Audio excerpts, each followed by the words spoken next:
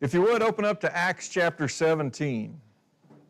Acts chapter 17. I just want to pick out two verses to start, to make sure that we see what we're studying in Genesis, to make sure we catch the full picture of what we're looking at.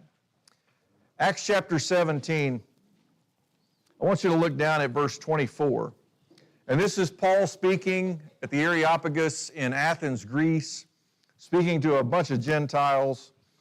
And his statement begins here in Acts 17:24. It says, "The God who made the world and all things in it, since he is Lord of heaven and earth, does not dwell in temples made with hands."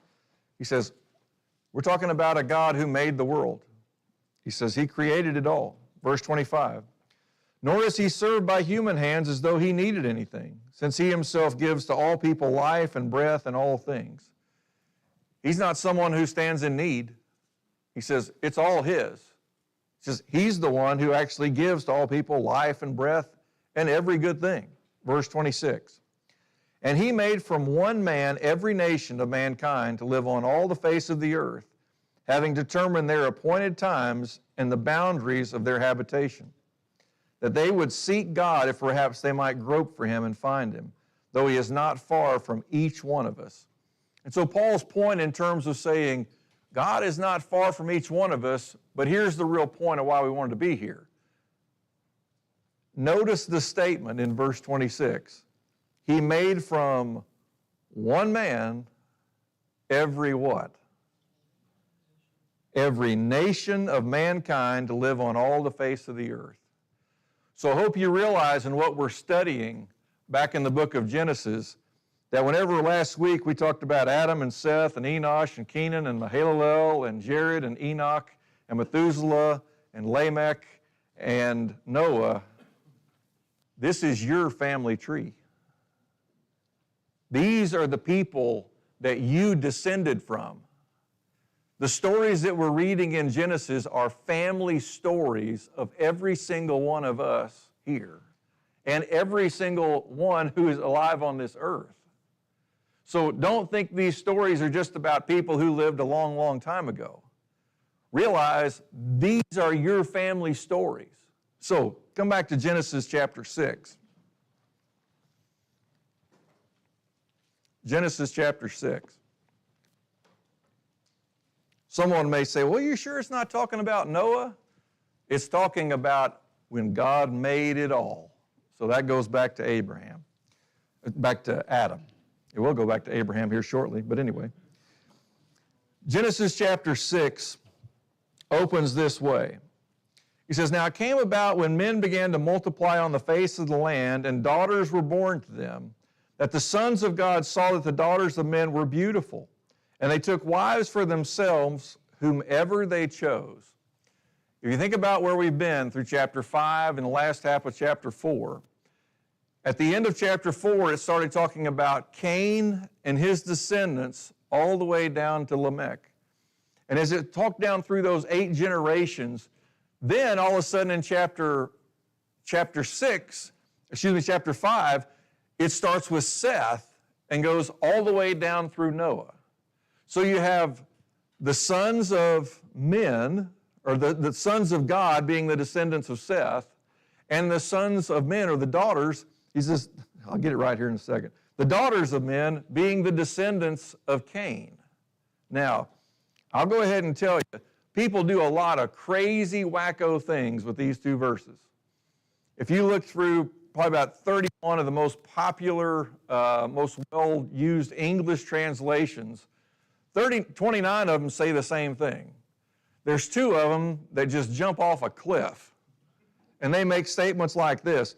The Good News translation says, heavenly beings instead of sons of God. Huh? The International Standard Version, instead of saying sons of God, says divine beings. Whoa. What in the world's going on here? And they start getting into just craziness. And you realize, yet if you hold to the context of what's right here, it's pretty simple, isn't it? To go, here are, in these verses, the sons of God. Well, those are the descendants of Seth. He says the daughters of men, these are the descendants of Cain. And so all of a sudden, if you notice it, he says, when men began to multiply on the face of the land and daughters were born to them, that the sons of God saw that the daughters of men were beautiful, and they took wives for themselves, whomever they chose. How many of us realize the impact that it has on who we marry? I want you to notice that's what's being brought out here. It says all of a sudden, what was the line of the people who followed God contrasted against those who followed after Cain, he says all of a sudden they got so far along, and then all of a sudden they started to intermingle together. And I want you to see what happens as we read through these next several verses. If you really stop and take it in, just some quick New Testament examples. You think about the story in Acts chapter 5 of Ananias and Sapphira. Here they were, they're going to give an offering to God. They both lied about it. Neither one of them turned to do what was right, and it cost them severely. So you realize, boy, mates can really have an effect on one another. And they basically both went down to their own death. And if you turn it around and think about another couple in the book of Acts by the name of Aquila and Priscilla, they always seem to be encouraging people together wherever they go. And you realize, here they are together, and you see what it brings about. So you understand, boy, who you marry has a great effect on your life, whether for the betterment or the detriment. And so to realize this too, spiritually speaking, who are we married to as the church? We're married to Christ. Do you think that should have an effect on us? Every day of our lives, right? And to remember that relationship, who to serve. But back to Genesis. He says, saw the daughters of men were beautiful, and they took wives for themselves, whomever they chose. It wasn't tied to just looking at making wise choices. Now it's like, well, just whoever they wanted. And you think, whenever choices boil down to just physical attributes, he says you realize you can get off the path pretty quickly. Now, notice how it continues on here into verse 3. He says, then the Lord, and notice once again, Lord is in all caps. So we're talking about covenant God, talking about Jehovah.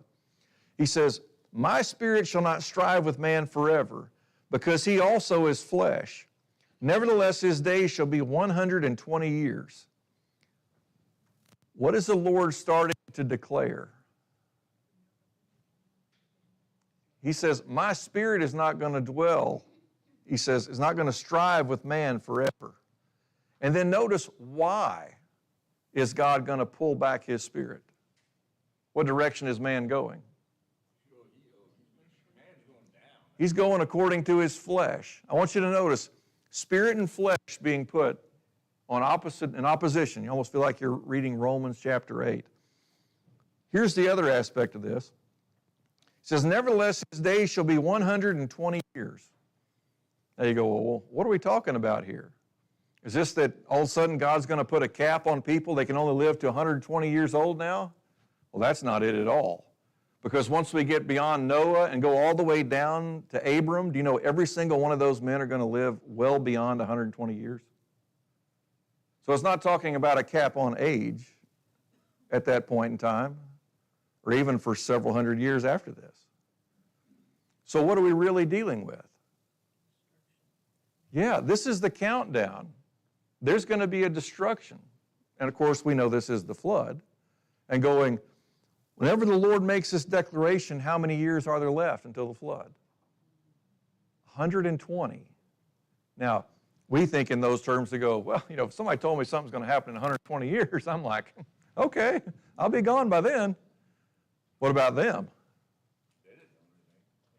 Think about, you got people living into their 900s, some people living into their 700s, some being taken after 365 years, and you go, at this point in time, to realize you're 120 years before the flood, and so here's what's going on at hand. Here's a parallel for us for the New Testament. Can we quench the Spirit in our life? Yes. And when does the Spirit get quenched? Whenever we start going after what? Flesh, right? I mean, 1 Thessalonians 5:19, Paul's talking specifically to these saints at Thessalonica, says, do not quench the Spirit. Pay attention to prophetic utterance. You better listen to God's word. He says, or you'll quench the Spirit in your own life because you're going after flesh. So you see some parallels here. Verse 4. The Nephilim were on the earth in those days, and also afterward, when the sons of God came in to the daughters of men, and they bore children to them, those were the mighty men who were of old, men of renown. Nephilim. Ever heard that term before? What do you think of when you hear the term Nephilim? I may regret asking this question. Giants? Great height? Nephilim literally means, in the Hebrew language, marvelous ones. It's just kind of a general statement. We'd say, well, these people are marvelous. And what's unique is, here we are in Genesis 6 talking about the Nephilim. In Numbers chapter 13, verse 33, it's going to start talking about the Nephilim.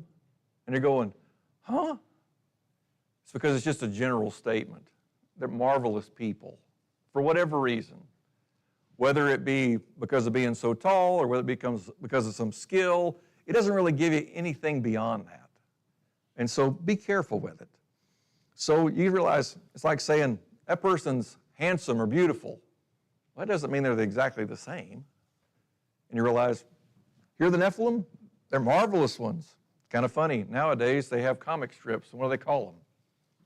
Marvel Comics. Huh, how about that? People still using general terms. Anyway, back to reality.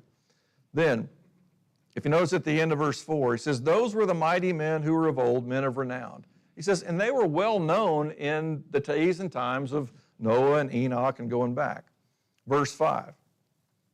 Then the Lord saw that the wickedness of man was great on the earth.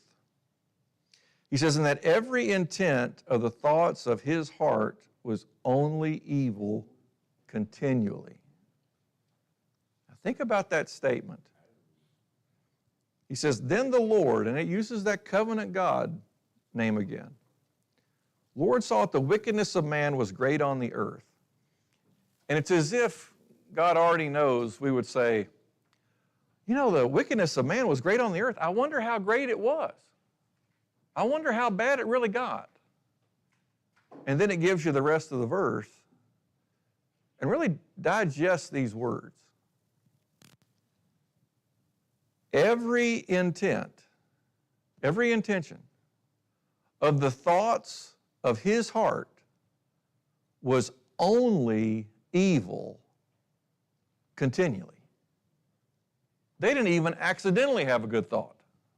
It was that bad. Now, you think of painting that picture of what it was like in the days of men like Enoch and Methuselah and Lamech and Noah. You imagine living in a place where every intention of the thoughts of his heart was only evil continually. I mean, we still have some people that we run into and we go, you know what, they actually try to help people. Not that way then. Don't ever say, it's getting just about as bad now as it was then. You haven't read yet, if that's the way you think. It's not getting anywhere close to that yet. Eric.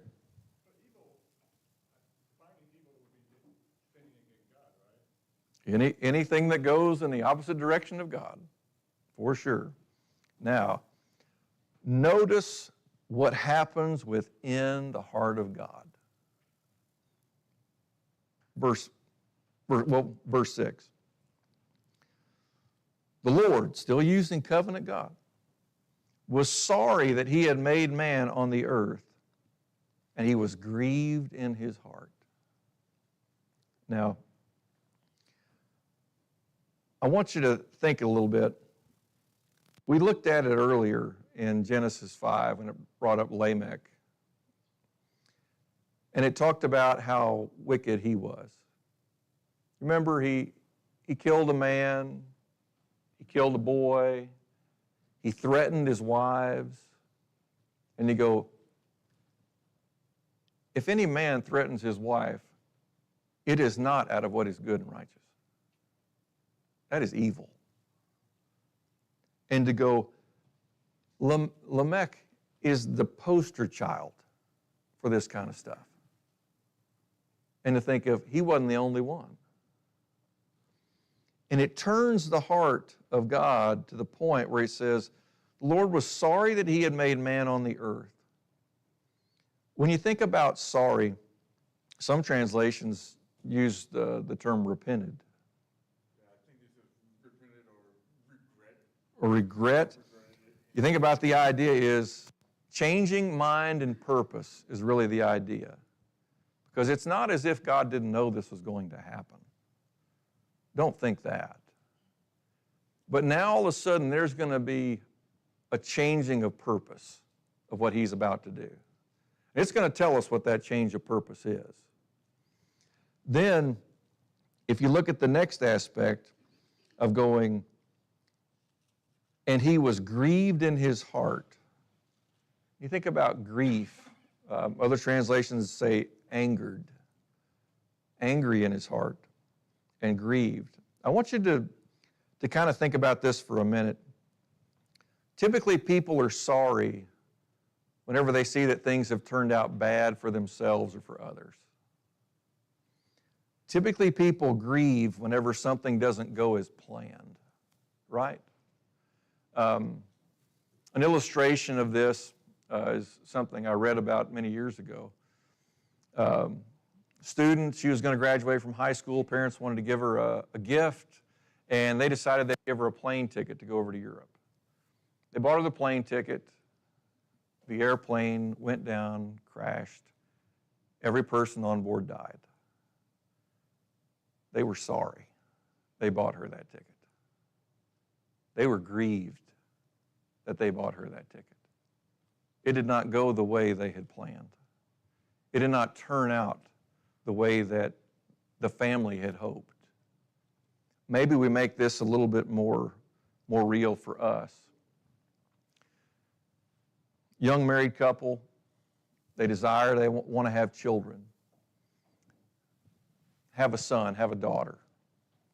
All of a sudden that son gets to be of a certain age, maybe 6 or 7, and then is diagnosed with cancer.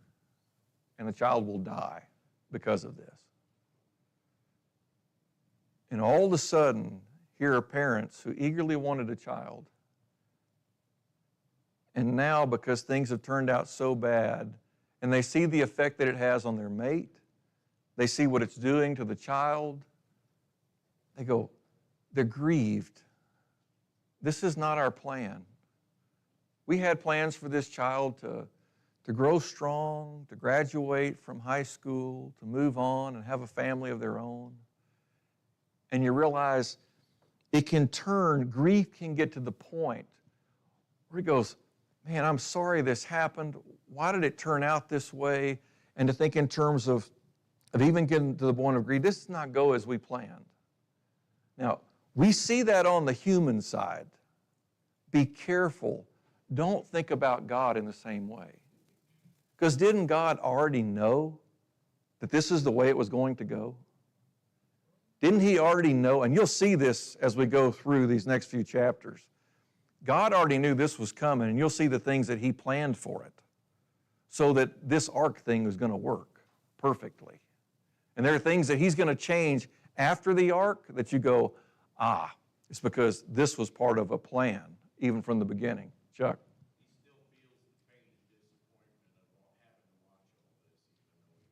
Even though he knew. He feels the pain and the disappointment. And you think, if you want to really tie that illustration to God, to know that's how it's going to turn out and to still decide, I will have this child.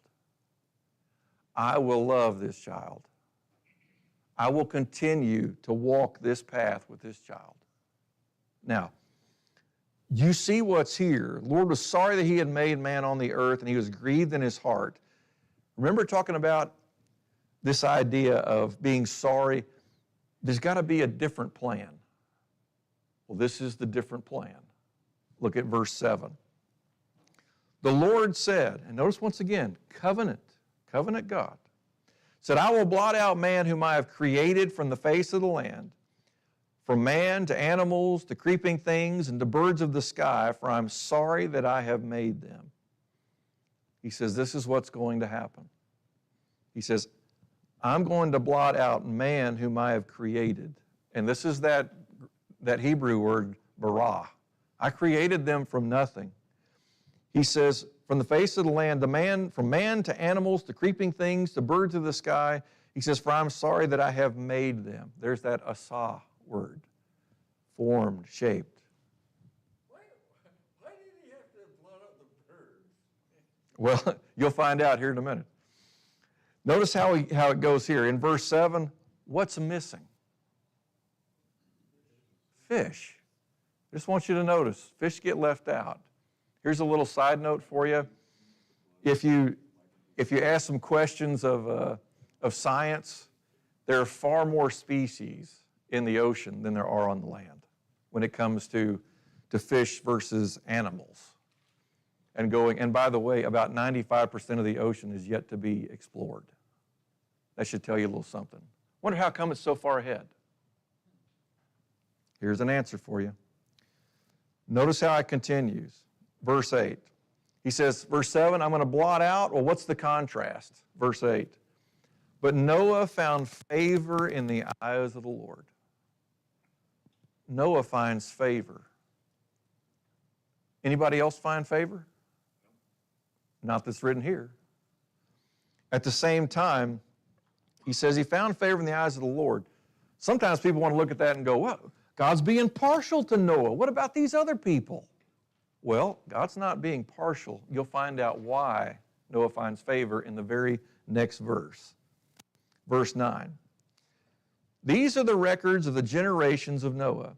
Noah was a righteous man, blameless in his time. Noah walked with God. Why did Noah find favor? He walked with God.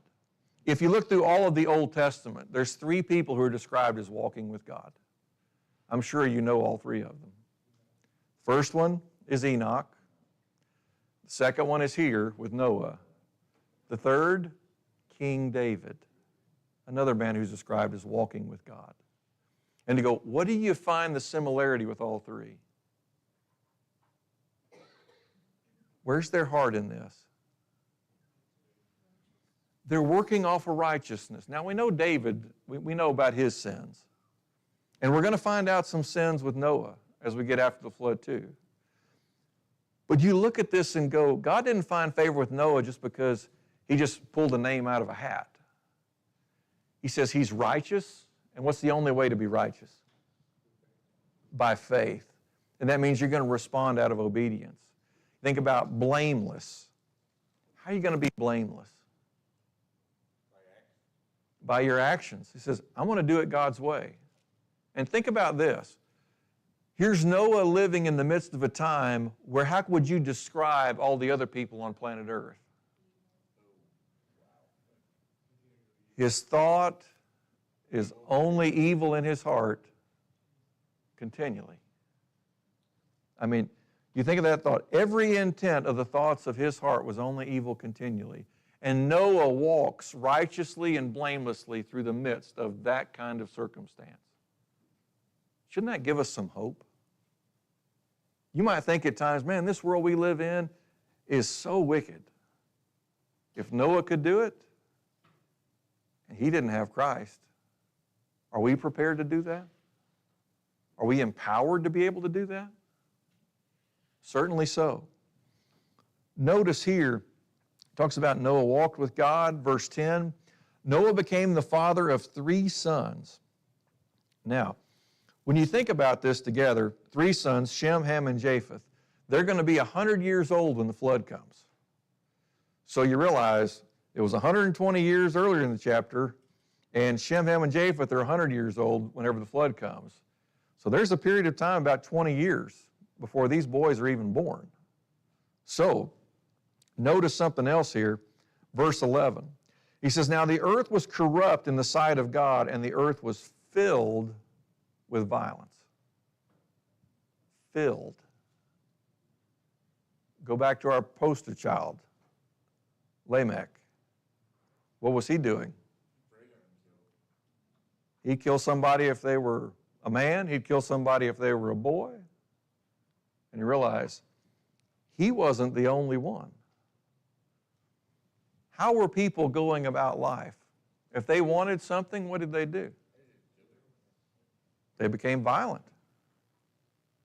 And you realize too, remember why my spirit's not going to strive with man forever? Because what's man going to go after?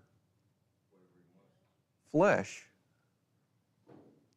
Beware if you crave violence. Beware. Because that was the direction things were going here. And they didn't just crave it. They did it. You start to notice, don't glorify violence and think it's going to turn out okay.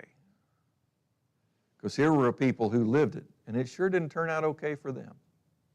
Now, if you notice what's here, verse 12, God looked on the earth, and behold, it was corrupt, for all flesh had corrupted their way upon the earth. He says, the way that they did things, they would just corrupt it, one thing after another. They wouldn't hold to do what was good. They wouldn't hold to do what was righteous. By the way, it talks about Noah in the New Testament. We'll hopefully look at it a little bit more next week, about Noah being a preacher of righteousness. Can you imagine going out and preaching righteousness in the midst of a people who are filled with violence? Who is he trusting? God. Eric. Yeah, think about it, violence continually. We read about the Wild West, and now it was. Most of the time it's glorified, but back then there is no law. Man did whatever man wanted to do. You see man going after, there's a man doing whatever he wants to do, but does God reign over that? Is there going to be a judgment? Yes. If you remember what Enoch said in Jude, he says, there's a judgment coming against all these ungodly people. And it's coming. Now, notice what else is here in verse 12. He says, God looked on the earth. And you think of being able to look across every heart, not just looking across the land. We think of looking across the land. He's looking at every heart, able to evaluate. He says, and behold, it was corrupt. He says, all flesh had corrupted their way upon the earth. Let's put this in a different light for just a second for us. How corrupt does the food have to be before you throw it away? Just a little bit of mold on it? Right? You think, it doesn't take a whole lot, right? And we go, you know, this is not fit to eat. And they go, here's God on a completely different level. Say, you know what? They're made in my image, but they are nothing like me. Chuck. It seems like we're seeing here to some degree, it's like when God has measured faithfulness, it's not based on our perfection,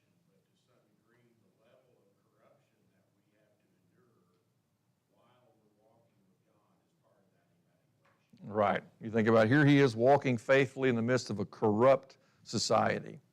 Now, verse 13.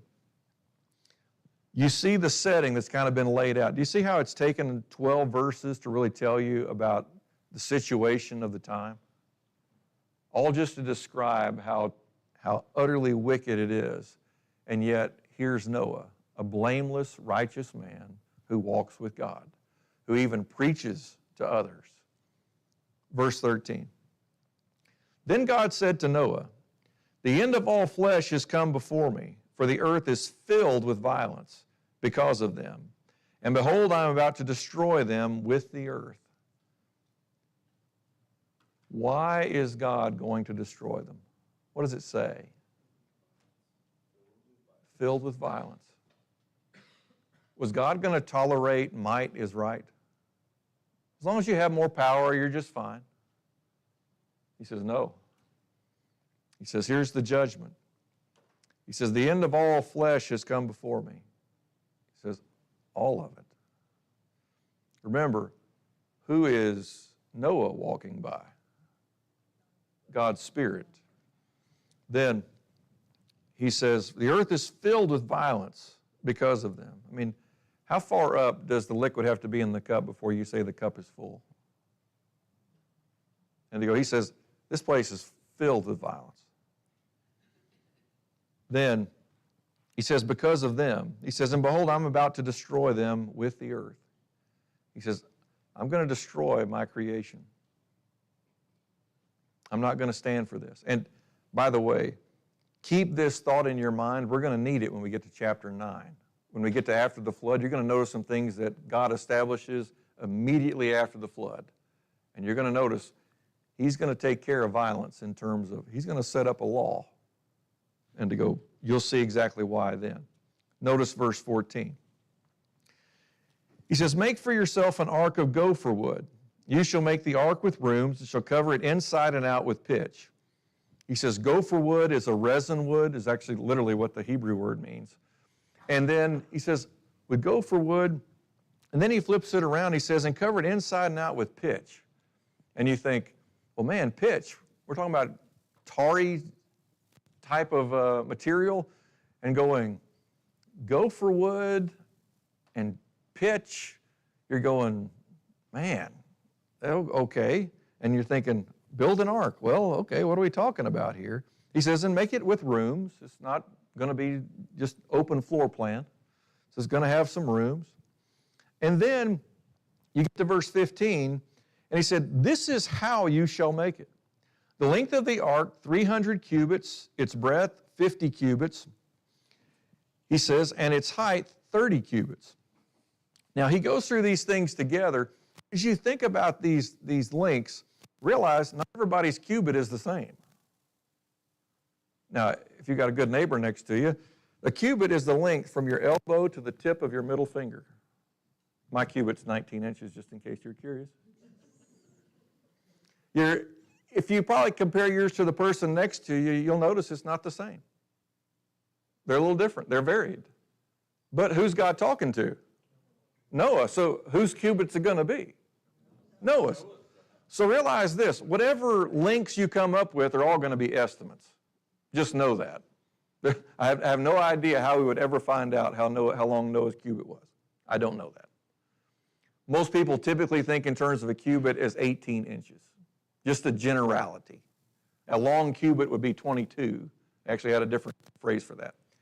So when you start putting these things together to go, okay, so 300 cubits, if a cubit's about 18 inches, he says the breadth, 50 cubits, the height, 30 cubits. And if you start kind of translating these things into our language, our measurements, you go 450 feet long, 75 feet wide, and 45 feet tall. Now, I want you to kind of look at this. If you put this Ark of the Covenant in the midst of our parking lot in the front, that's what it would look like. If you can see that, the way that it lines out, if you go down to the south end down here to the light pole that's in their parking lot, and you look all the way down to the other end, there's 4 light poles in the front, don't hit them. And so if you stand just a little bit out from it, you can look down and see the fourth one and go, it's another 25 feet past that one to get to 450 feet. 75 feet wide all the way through. And then it's 75 feet tall. When you go outside tonight, look up at the very pinnacle of the outside of the building. The very top pinnacle is about 37 feet. You need another 8 feet to get up to the height of what it would have been if it was 45 feet. Now you think about those dimensions and go, how much gopher wood is it going to take to do that? How many gallons or whatever measurements they would use of pitch would it take to not only just cover it on the outside, but to cover it on the inside? And if you think about the way these measurements are given, it's not a nice round-shaped boat like what you see people doing today with ships. It's kind of just a prism of a rectangle kind of looking deal. And so as you start looking through that of going just a rectangular prism and going, wow. Now here's the other aspect of this. How are you going to transport all that wood? How are you going to transport all that tar? How are you going to make the tools to fell the gopher wood trees? How are you going to make the cauldron to be able to carry the pitch? How are you going to be able to transport it from where you find it to where you're building? How are you going to get things hoisted that high? How are you going to build it? It's got to be off the ground a little ways before you can build it, maybe. You realize this is so much more difficult. And by the way, no power tools. And to think, whenever the axe gets dull, guess what you have to figure out next? How am I going to sharpen this thing? I mean, not only do you have to build an ark, you have to build a Lowe's first. Not literally, but I think you understand what I mean.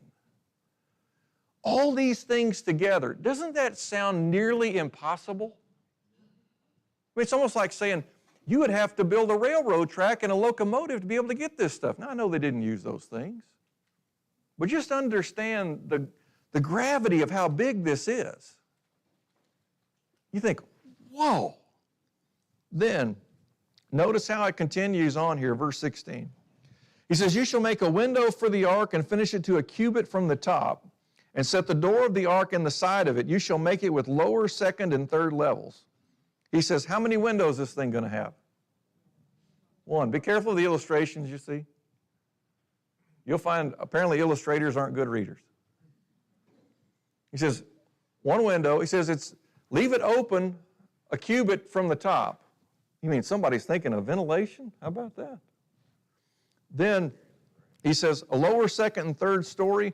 So, if you lay them out, you start thinking, man, 15 feet, maybe a story, depending. And going, and set the door of the ark in the side of it. One door on the side. Notice there's no lock. Notice there's no hinges. He just set a door. More gopher wood. And you know what? You see at the same time, is there a little bit of room here? For going, well, what's the blueprint plan on this thing? He just says 3 levels, rooms, pitch inside and out, gopher wood. He says 1 window. He says finish it, cube it from the top. And you go, okay. Then, verse 17. He says, behold, even I am bringing the flood of water upon the earth to destroy all flesh in which is the breath of life. From under heaven, everything that is on the earth shall perish. What just got mentioned for the first time? Flood. This is going to be a flood. He says, and you're going to make an ark. Notice how he talks about things here. He says, to destroy all flesh in which there is the breath of life. He says, if it breathes, what's it going to do? It'll die. It's going to die. It's going to be destroyed. He says, from under heaven, everything that is on the earth shall perish. Verse 18, a very important first word. What does it say?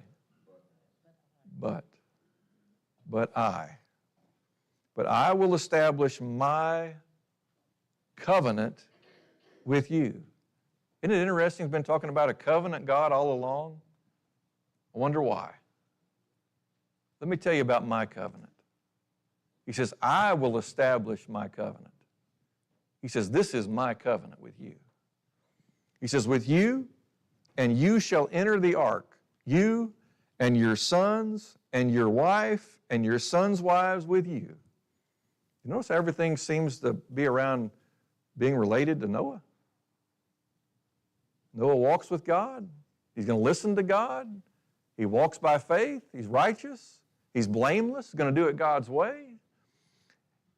And if you think about it here, what is the covenant?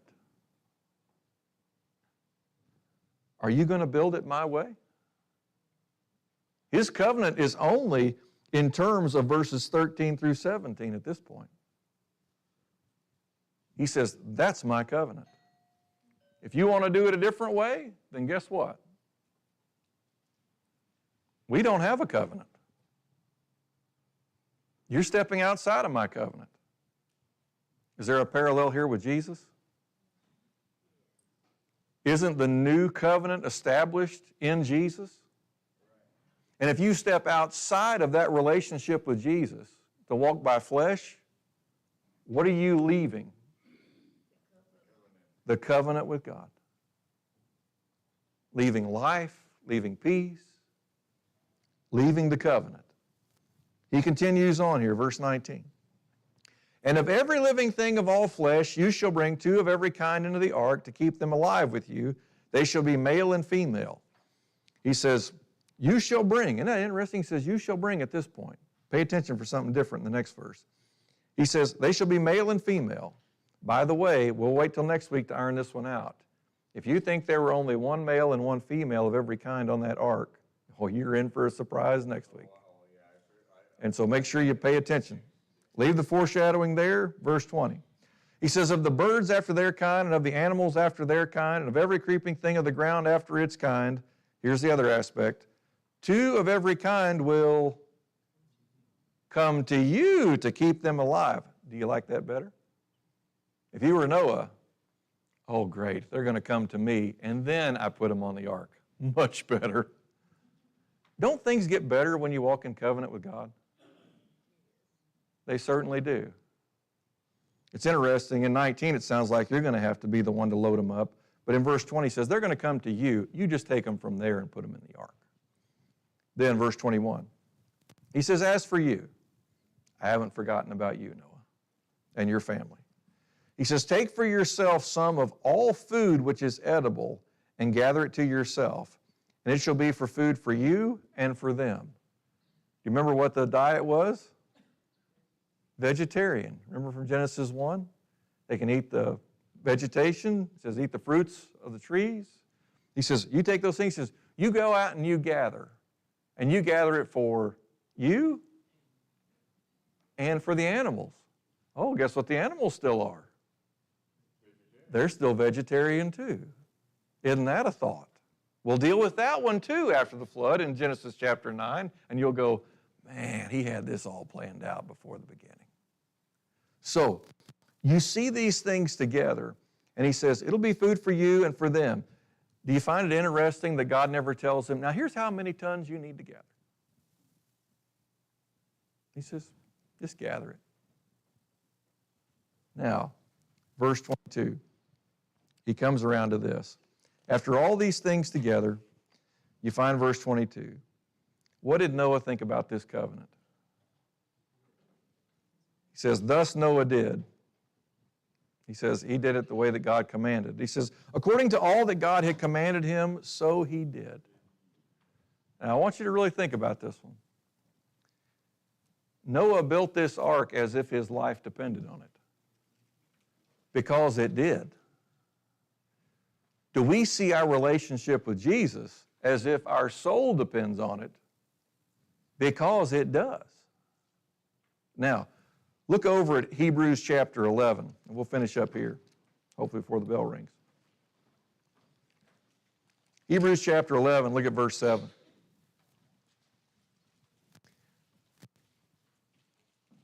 By faith Noah, being warned by God about things not yet seen. Had Noah ever seen a worldwide flood before? No, never. Neither did anybody else at that point. He says, in reverence prepared an ark for the salvation of his household. He says, by which he condemned the world and became an heir of the righteousness which is according to faith. Now, notice this statement. In reverence prepared an ark for the salvation of his household. Does that mean he prays over every plank of wood? Over every bucket of tar? No. What's reverence here? Going and doing the hard work and doing it God's way. That's what reverence looks like, folks. Saying, this is what God commands. Out of reverence, I will do it His way because I treasure this covenant relationship with God. Do you think the children of Israel who were in the wilderness, whenever this was being written, do you think they had to learn that same lesson? We had better keep this covenant that God has given to Moses and given to us. And going, here's the point. When you do things out of reverence, notice what happens. Salvation for His household. Don't you think that'll happen with us, with Jesus? If we keep the covenant in reverence, He says salvation. He says it'll condemn the world. Look, it is possible to do. It's not impossible to be righteous by faith. He says, and became an heir of the righteousness which is according to faith. This is your ancestor. Every single one of us descended from Noah. So understand this was the path that was put in place. Did it work for Noah? How do you know that? Because we're here, right? Because if he wasn't, we wouldn't be. And you realize the faithfulness of God with His covenant. Now, the Lord willing, we'll come back next week, and we'll keep on moving along into Genesis chapter 7.